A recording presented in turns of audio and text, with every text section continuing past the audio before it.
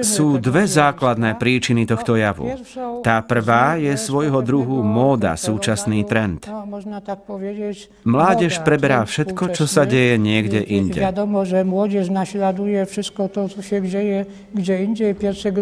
Prvé rekonštrukčné skupiny a celá tá aktivita vznikla v Spojených štátoch a vzťahovala sa na secesnú vojnu. Táto móda sa rýchlo preniesla do Európy a získala si veľkú popularitu. Mládež to skrátka považuje za dobrodružstvo.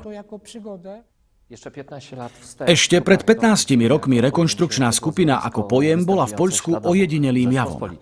So západnou časťou Európy to vyzeralo odlišne, nehovoriac o Spojených štátoch amerických, kde rekonštrukcie epizód secesnej vojny v úvodzovkách Svätej vojny medzi severom a juhom sú populárne dodnes.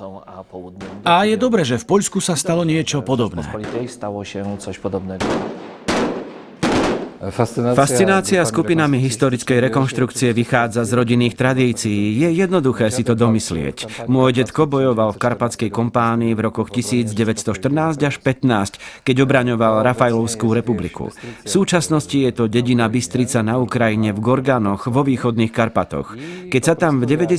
rokoch dalo prvýkrát cestovať, začali sme tam chodiť a ukázalo sa, že majú veľa poľských pamiatok. V krajinách západnej Európy, hlavne vo Francúzsku, Belgicku, Anglicku, sú v móde vojenské inscenácie z napoleonského obdobia.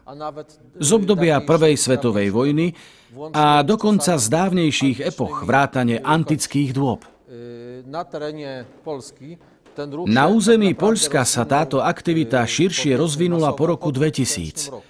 Keď sa stali dostupnými repliky uniforiem rôzneho druhu a kópie výzbroja.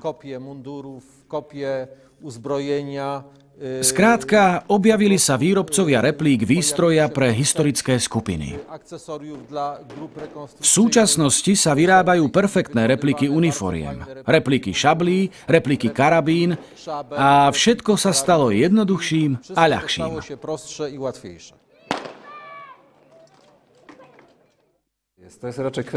Je to skôr otázka edukácie mladej generácie, pretože bohužiaľ v školách ubúdajú hodiny dejepisu. My odovzdávame naše vedomosti na konferenciách, ale najlepšie oslovuje mladých ľudí živý obraz, živý odkaz.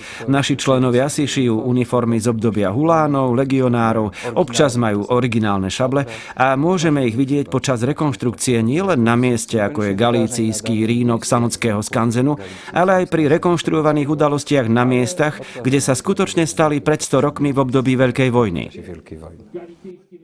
Sú to dejiny naživo, dejiny s príchuťou, dejiny s rinčaním zbroje, doslova dejiny, ktoré v prenesenom zmysle ožívajú.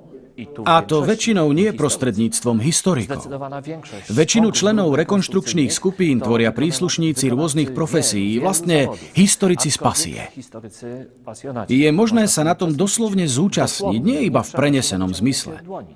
Vojsť do tábora, vojsť do kasární, dotknúť sa postroja, dotknúť sa niečoho, čo bolo kedysi vojenskou výbavou. A pritom zaznieva otázka, mama, oco, čo je to? Prečo to vzdeláva? Vzdeláva prakticky a čo je v pozadí?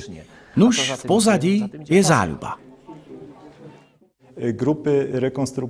Rekonštrukčné skupiny to nie sú iba skupiny, ktoré predstavujú naše najnovšie dejiny. Dejiny, ktoré pamätajú naši otcovia a dedovia, teda mám na mysli druhú svetovú vojnu, prvú svetovú vojnu, medzivojnové obdobie.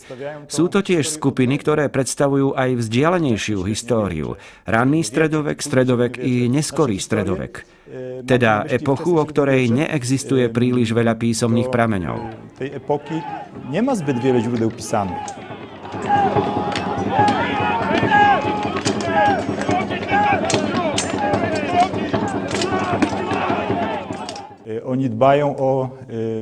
Členovia skupín sami dohliadajú na všetky detaily svojho oblečenia, výzbroje a verne ho znázorňujú, od najmenšej spony končiac mečom, nožom či štítom.